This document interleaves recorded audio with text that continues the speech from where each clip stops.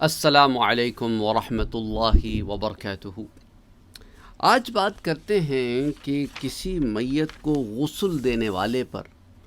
اگر اس میت کے بارے میں کچھ ایسی چیزیں ظاہر ہو جائیں جو دنیا سے چھپی ہوئی تھیں تو اس غسل دینے والے کو کیا کرنا چاہیے اور ایسی صورت میں اسے کیا اجر ملے گا۔ آئیے ضمن میں حضرت ابی رافع اسلم رضی اللہ تعالی عنہ سے ایک روایت آتی ہے جو حضور اکرم صلی اللہ علیہ وآلہ وسلم کے آزاد کردہ غلام تھے۔ وہ کہتے ہیں کہ ان رسول اللہ صلی اللہ علیہ وسلم قال کہ حضور اکرم صلی اللہ علیہ وآلہ وسلم نے ارشاد فرمایا، من غسل میتا فکتم علیہ، کہ جس آدمی نے کسی میت کو غسل دیا اور اس کا کوئی راز پایا پھر وہ راز پوشیدہ رکھا، یعنی اس کے اندر کوئی ایسی چیز پائی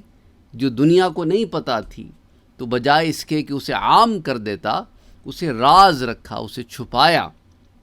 کیونکہ اب اس کے جانے کے بعد اس بات کو بتا دینے سے کسی کا فائدہ تو ہوگا نہیں، نہ کسی کا نقصان ہے، بلکہ اس بندے کا راز ہے، اس بندے کے ساتھ ہی محفوظ رہے، تو اس میں معاملہ ہے، تو بہتر ہے کہ اس کی عزت بندی رہے، کہ ضروری ہے کہ اس کو سب کو بتایا جائے اور اس کی جانے کے بعد اس کی کردار کشی کی جائے یا اس پہ کیچڑ اچھالا جائے، تو وہ اس راز کو راز رکھے، تو اللہ عز و جل اس شخص کو اس کام کا اتنا بڑا اجر دیتا ہے کہ غفر اللہ لہ 40 مرتن، کہ اللہ عز و جل 40 مرتبہ اس کی مغفرت فرمائے گا۔ اللہ اکبر، اللہ اکبر، کثرت سے اللہ اسے معاف فرما دے گا،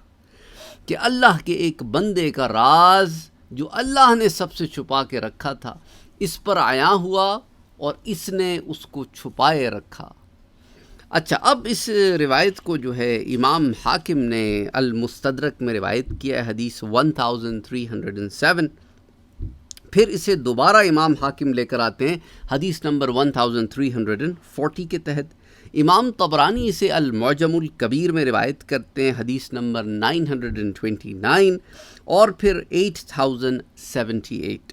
اسی طرح امام بیہقی اسے شعب الایمان میں روایت کرتے ہیں حدیث نمبر 9265 and 9267، اور امام المنذری اسے الترغیب والترہیب میں روایت کرتے ہیں حدیث نمبر 5305، اور امام ہیثمی اسے مجمع الزوائد میں روایت کرتے ہیں، اور امام ہیثمی کہتے ہیں رجالہ رجال صحیح، اور اس کے رجال جو ہیں وہ درجہ صحیح پر ہیں، اور امام حاکم بھی کہتے ہیں کہ ھذا حدیث صحیح علی شرط مسلم، امام مسلم کی شرائط پر یہ حدیث درجہ صحیح کو پہنچتی ہے۔ اللہ عز و جل ہمیں توفیق عطا فرمائے کہ ہم ان لوگوں میں ہوں جو لوگوں کے رازوں کو کھولنے کے بجائے چھپائے رکھیں، اسپیشلی ان رازوں کی بات کر رہا ہوں جس سے کسی کا نفع نقصان نہ جڑا ہو۔ مثال کے طور پر اگر کوئی شخص کی کسی بات سے عدالت کو فائدہ ہوتا ہو کہ کسی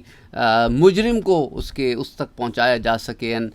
ان لیگل ٹرمز ایک الگ معاملہ ہوتا ہے، میں عام روزمرہ کے معاملات کی بات کر رہا ہوں جس سے کسی کو فائدہ یا نقصان نہ ہو، بلکہ وہ بات اس شخص کی ذات تک محدود ہو جس شخص کے بارے میں یہاں بات ہو رہی ہے۔ بہرحال امید کرتا ہوں کہ آپ کو بات سمجھ میں آ گئی ہوگی۔ السلام علیکم ورحمۃ اللہ وبرکاتہ۔